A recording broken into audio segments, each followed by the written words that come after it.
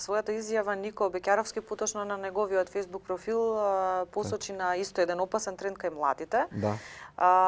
Во кој што се користи некоја диета која што на дневна основа вклучува неколку јајца и огромно количество на вино. Да. Исто така тој откри дека имаме ситуации во кои што се земаат не само лекови, дури и дроги. Колку е ова опасно за младите луѓе?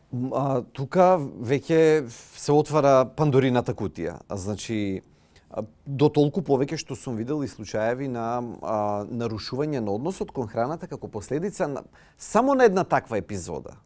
Во која смисла нарушување на односот кон храна? Особено нели кај помладите, кај девојчињата, една таква епизода на испробување на вакво нешто може да го наруши односот со храна и да отиде кон некое заболување во однос на булимија, значи нарушување на самата перцепција за себе си, на потребата за храна. И тука веќе шегата е однесена многу одамна. Сакам да речам дека има и поопасни трендови, за жал, на тој тип на социјални медиуми.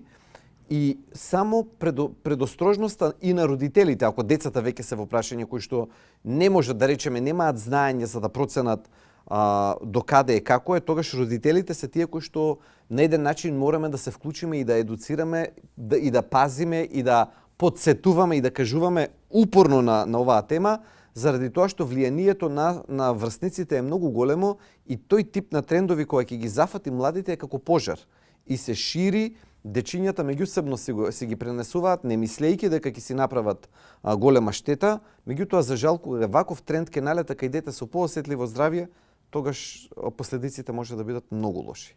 Како да се научиме дека здравиот начин на хранење, правилното комбинирање на намирници е многу подобро и долгорочно и за нашето здравје наспроти брзите диети.